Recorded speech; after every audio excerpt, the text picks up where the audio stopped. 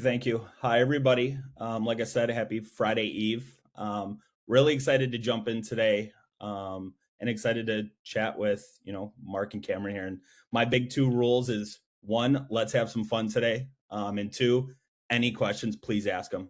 These things work better when you guys are asking questions and taking everything in. So, my name is Chris Nesbitt, though I am a senior account executive over here at Factory Fix, and I've been working directly with Express and multiple different staffing locations and whatnot. But today, yeah, I'm really excited to introduce Mark and Cameron. So I'm going to let Mark introduce himself and tell us who you are and what you do. Thanks, Chris. We appreciate it. Appreciate the opportunity to be here and share. So I am the franchisee here in Baton Rouge. We're coming up on about 7 years. We are about 50% skilled trades. It's something that we divested out into back in 2020, and Factory Fix has been a real key component of that. With Cameron, our skilled trades employment specialist. I'll let him introduce himself. Yeah, Cameron, your turn. My name is Cameron, and I am coming up on 3.5 years with Mark and Rebecca in the downtown Baton Rouge office, and started as a skilled trades employment specialist, and am currently a skilled trades employment specialist. And yeah, Factory Fix has been a big part of my day and a big part of what has continued to allow us to grow and develop the desk. And it's been going very well across the board. Probably only feels like what, 15 years you've been with us now? And it's like dog years, right? Yeah, probably closer to 20, but say it definitely feels longer than 3.5. I hear that. I hear that. Well, I think this is a good time, and I've known Mark for a little bit, and we're chatting all the time, and I know that he runs a lean and mean team down there in Baton Rouge. So, Mark, talk to me a little bit about your office. What does applicant flow look like on let's say a typical week? Sure. We have had, and I'm sure nobody can relate to this, but we've had turnover lately. So we have some really new teammates, with Cameron by far being our most senior tenured person on the inside team. We have an FOC who's been with us probably 6 weeks, an employment specialist 5, and a recruiting specialist who's been in that role for about 6 weeks, who was an FOC beforehand. So we are really having to do a whole lot of training, and our applicant flow is a lot. Just this week, just from our website, we're up 250%, and we're trying to figure out and make sure that we can get to the right applicants, because not all the applicants have the skills for the jobs that we need. I wish we had more unskilled jobs, and we're constantly working on that. Mhm. But we just have a lot of clients that have very specific needs for skills, and that's where Factory Fix has been really helpful to help us tap into a different talent base than what we had before, to just get new applicants from different places. I love that. I love it. And Cameron, how about you? Walk us through what a typical morning looks like. Typical morning is a lot of client communication to start the day, doing quality control calls, arrival calls, handling people calling out, people texting in that they're running late, just constantly having to communicate that stuff to clients, and then hopping into sales calls, recruiting, checking job boards, making sure positions that aren't supposed to be posted anymore aren't posted, or positions that need to be posted somewhere are posted, and then going straight into recruiting and trying to fill positions, just trying to work closest to the dollar and get as much moving forward as you can before the end of the day. Yep, 100%. And I know you guys over there, you guys kind of run, and Mark, you've said this a couple times. It's kind of like that, oh, we're a little old school, right? And I know AI is here, and AI, it's going to continue to, kind of develop and whatnot. So talk to me a little bit about some ways you add AI, some ways you're careful about it, and where you're saying yes and kind of where you're saying no. Sure. We are not the office that is going to have a switchboard that you have to go through from that. You're going to call and you're going to get a live person. we are not the office that is going to go use AI for everything, for all of our communication, with all of the prospecting, the recruiting, sourcing, for any of that. You're going to get a live person. And so, because of that, that's really challenging to keep up with everything. We know that we talk consistently in our office about how important it is to be looking for passive candidates. The candidates that our clients need are already working 90% of the time, and we're having to try and source those, and it's challenging. It sounds really silly, but it's pretty basic. They're working. They're not taking out their phone during business hours for that. So we've got to be able to communicate with them and keep that going. And it's not just that; it's just keeping up with the flow from so many different sources. We get people that are walking in, calling in, sending in texts, sending in through our website, and then whatever other recruiting sources we're using. And so keeping all of that together is really, really challenging. And also, how do you make sure that you've got to verify that everything, every position you have is open and posted, and that just that position is attractive by the way that you've made it sound. And Factory Fix has helped out with all of those things, but it's really helped out with just that active engagement of passive candidates 24/7. We can't do that. And that's where it's been a real help, that communication back and forth, to where they're still getting a good experience, because we can't get to them at midnight, but we will get back to them. And that's been really crucial.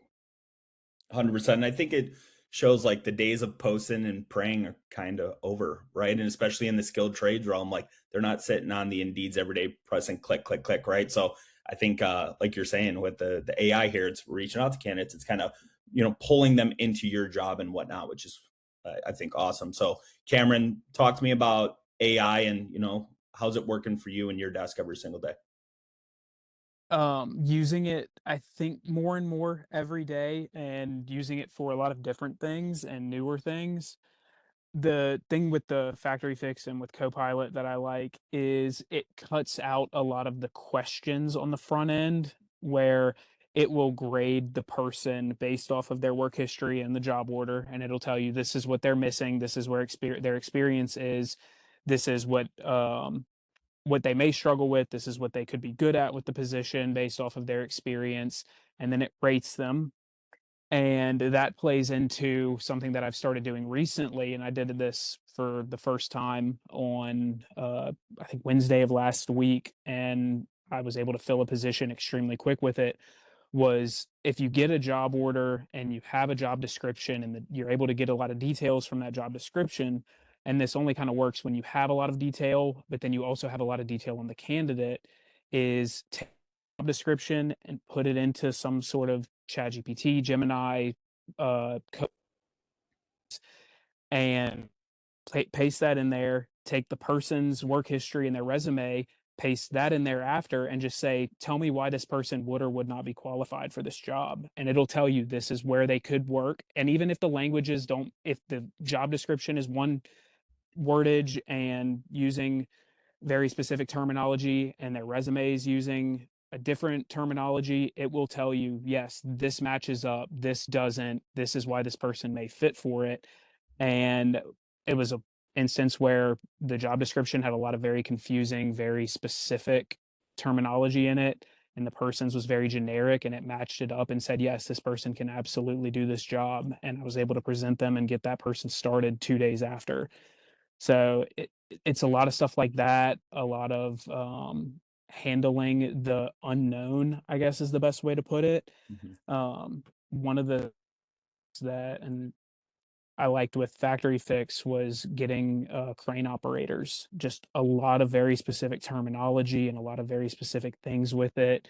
And it being able to kind of just break it down and describe it to you made things much easier to understand.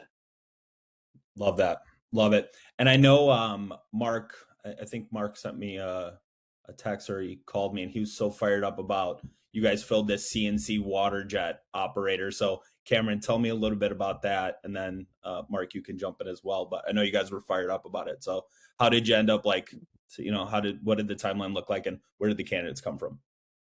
Yeah, so the start of it actually came from report that we got, and we brought the report to the company and we talked with them. We toured the facility and everything. We got the job description and started looking for people for it. And we got an engagement on Factory Fix for the position.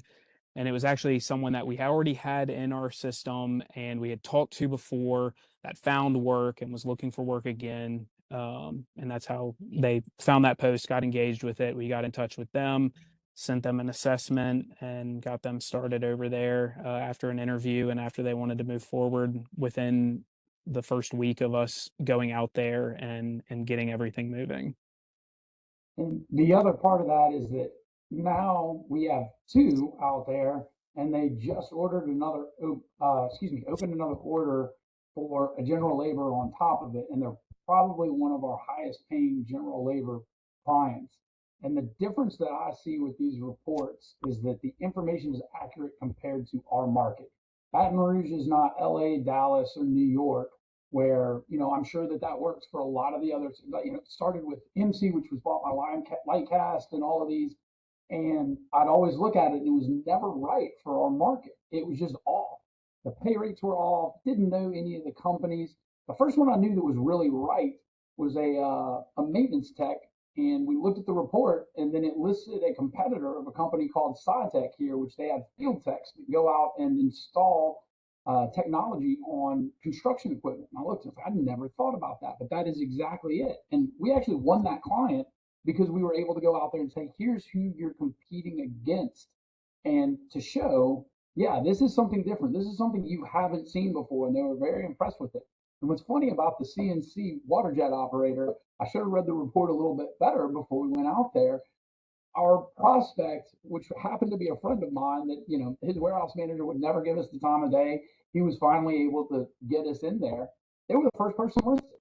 When we brought in yourself first, you had this open for a while, haven't you? And they just were floored that we were able to tell that kind of data. And the way that we present it is we make sure we don't ever want to tell somebody what the pay rate needs to be. We can give them guidance on that, but we don't need to tell them that. We need to say, here's the range. And that's one of the things I really like about the report and a lot of it, where it breaks down the different experience ranges, because you can really quantify a little bit more and just say, okay, so what you're saying for pay rate, that typically for the market is somebody who's got 0 to 2 years experience. Is that what you're looking for? Well, we're not telling them what it needs to be. We're telling them what the market is. And that way they can determine and get back to us. This is really what we're looking for. We're just looking to kind of step in and be that valued advisor, give them the right data. I love it. And I will say, I think when Mark saw the labor market report on the screen, he probably got so excited there because I think out of everyone at Express, you probably utilize this the most. So talk to me a little bit more on like how you started using them and walk me through, some of your like sales like meetings and your calls. Are you bringing these to your calls, even to prospects, all of that? So I'll just tell you, I don't think we're using them enough. And I think that we should be using this for every prospect call where we're going out and we're having a sit down at the very beginning and going through, because again, you're just presenting the information. And all we're doing is just giving a different data point. So it's not just us. And that way it's not, if you think about it, it's kind of not that much different than an employment verification. We're just getting information to show them. We don't want to tell them, we want to show them. And it really just, I think it helps the conversation because most of the time it helps you get out of just being that commodity and you can really start talking about, well, who are you competing against for these things? It's a great opening question to get in to learn more about the business. That's one of the things. I think we focus too much on the specific job order, and a lot of times we don't get into just what does the business do. And I think when we get into that, we end up winning a lot more.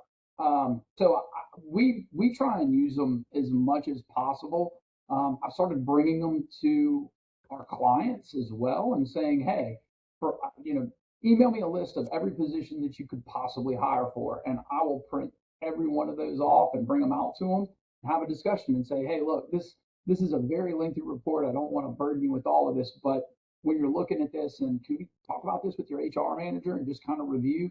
And it also, they're looking at it and they're thanking us because now they can go back and they can analyze where they are. I'm like, oh, wait, we're high in this position, but we're lower in this position in the market.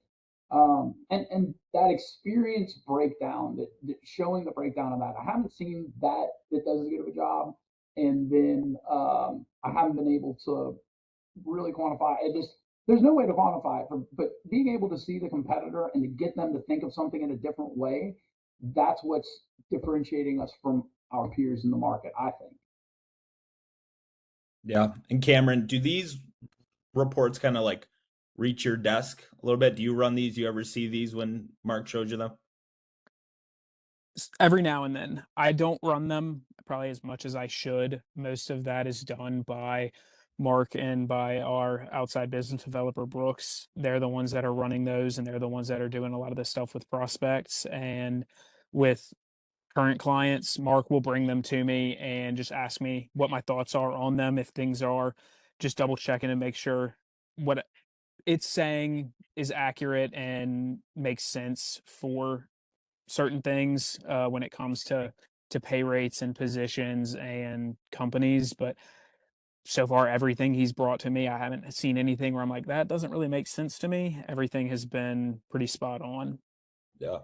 No, I love that. And Mark, back to you. Just with these reports, I think these reports are awesome. I think kind of what we're running, I think it hits the point, it hits home on everything we provide and kind of what you want to share with your clients. So talk to me about like when you are showing those, and just so everyone, just to paint the picture, when we run these reports, we put pay ranges in there to show, entry level, intermediate, and basically what it does for clients is it shows them like, hey, you might be, you know, at the market. You might be under market, over market. Have you had, and Mark, question for you, have you had any tough conversations where it's like, hey, we're paying $3 under market, or, we have 5 places that are paying more. Have you had to have any difficult conversations like that?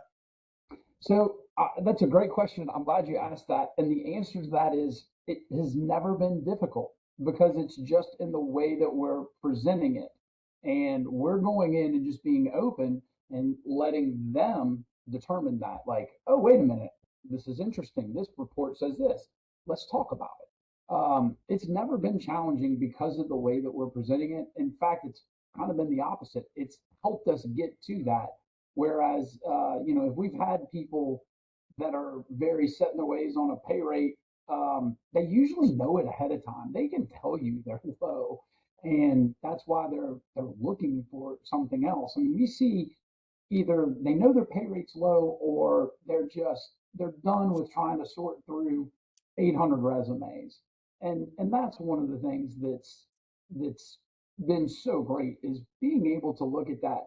We've got there's another express tool we're using to kind of help us keep everything organized that another franchisee has developed, which has been phenomenal, but it's helping us get all of that data together to where we can actually find it with this. Because we've used Wipy as well. We use their AI recruiter.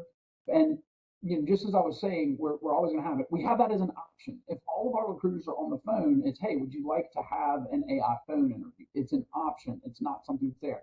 It's something that we can do after hours as well, because we want that 24-hour service to our associates and our clients from that, and especially the associates, because we understand that the good ones are working from that. So it really, really helps us with that. And I can't stress enough that passive candidate from that, and it's just a different market. We have a lot of industrial contractors in our market that we've never been able to get resumes or hear anything from them. Those guys work turnarounds and they get paid a lot of money to do it, but they'll come in from those, or they're sick of the turnaround, and we can place them there and they've got great skill sets.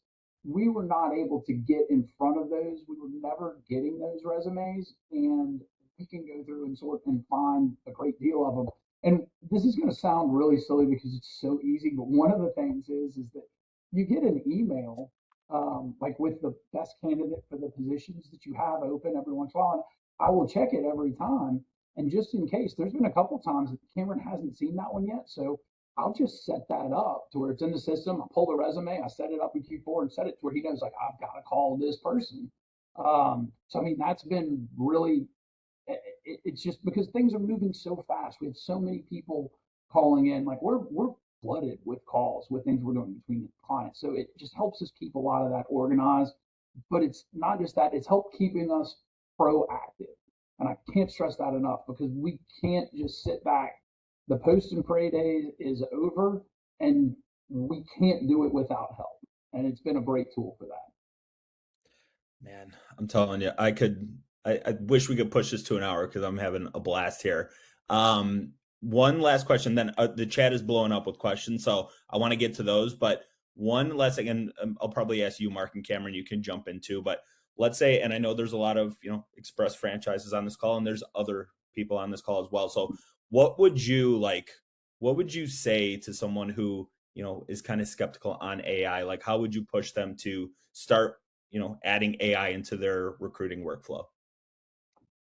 You have to do it where you have to know what your workflow is, and you have to know what you're good at and what you're not, and you have to know how you can where you can implement it and where your bottleneck is. I hope that makes sense, but you have to be able to analyze that and see like this is where I need the help.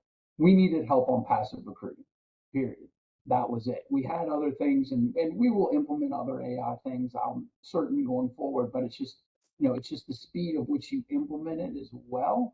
Um, and it helps, look, it sounds silly, but just even the part of it that will write the job order for you and put that in there. I'm not saying we use that all the time, but some of them we catch a little couple key buzzwords and like, oh yeah, this is great. So it's just knowing knowing what you have to where you have to implement something for that. And that can be really challenging. It's just where's the bottleneck? What do we need help with?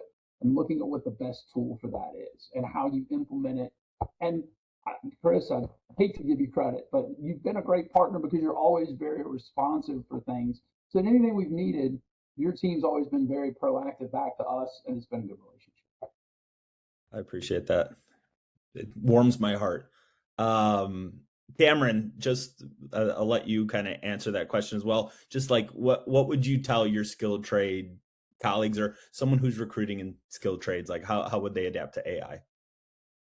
To start off, just by asking it questions. If you don't know something, just if you can't find anything on Google with it, just ask ChatGPT or another AI. Ask it questions about something. Ask it how to word something. Just use it to make yourself more knowledgeable in all the hundreds of probably thousands of different skilled trades, job titles, and positions that there are. It's other than like just Googling, it's the only way you're going to learn other than just talking to people.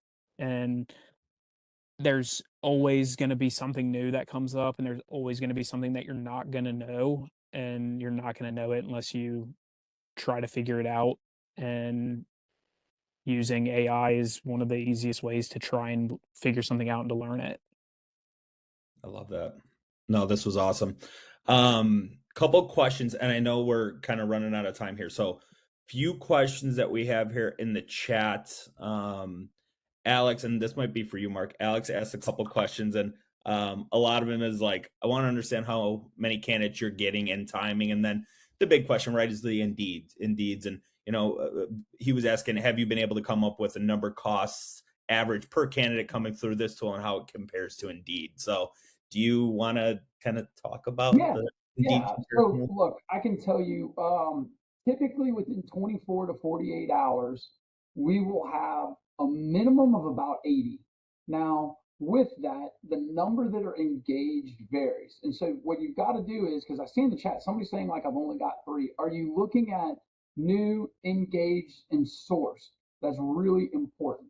Um, we've had one that within 24 hours had 141 candidates. Had to shut it off. It was actually it wasn't even something that was good. It was a sales position, and I was floored that we had that. We can't keep up with going through as many of that, and there were not everyone was qualified for it, but we will typically get between 15 to 25 that are engaged within about 48 hours.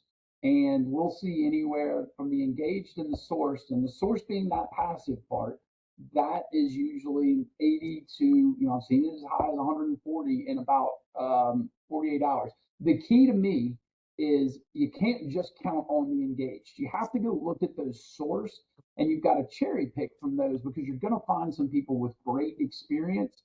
If I know for all the express people, yeah, go set up a workforce record form from that. Throw their resume in there and keep setting it forward and setting a renewal call so that you follow up. We're not getting the caliber of candidate is so much different. We're not getting those people on the first time. Cameron, what do you think? I mean, I think it takes what, between 3 and 5 calls to get somebody that's a true combo welder or something like that. Yeah, it's never the first. And I've seen it where we've reached out 3 times, and then 2 weeks later, you'll get the call in, say, "Hey, I was giving y'all a call back. I've been working. I saw missed calls and text messages. I am looking for work.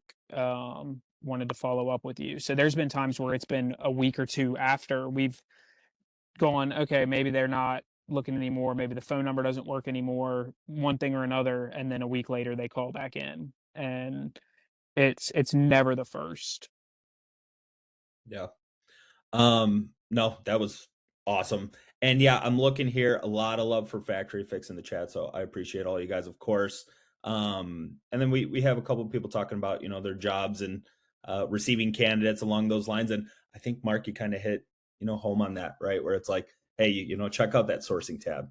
Yeah. Check out other tabs as well. So no, I think that's great. And then I think that's pretty much all the time we have for questions here. So let's talk about what to take away from today, right? So you can see here, like the big thing, what we were talking about with Mark, go to the candidate, right? The days of posting and praying are kind of over. So now it's, go out there and on top of that. And then you can see here, like, don't blow up your existing processes, right? Find the right tool for the right challenge ahead of forcing one platform to do everything. And then the last one, these labor market reports that, Factory Fix is doing right now, I think they just help drive, client conversations. And I think that brings kind of like it brings it to the next part where the 2 calls to action here. And Factory Fix right now, you can see you can request a labor report for your toughest open role. So you can, log in if you're already with us. And if you're not, we're actually going to give you guys a complimentary labor market report. So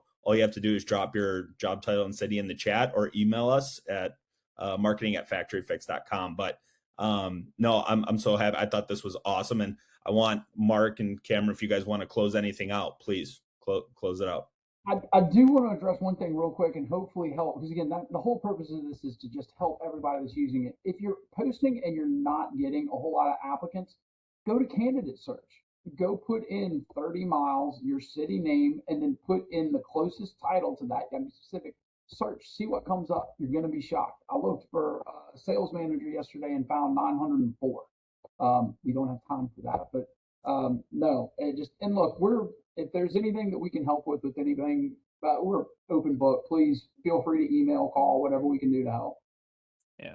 And one more thing I would like to add is to rotate positions if you can. If you have multiple slots, or even if you have one, post it for 2 days, rotate it, put something else up for 2 days, let that engage with people, and then post something else, let that start engaging with people, and just let them all be moving and constantly having new things being engaged with.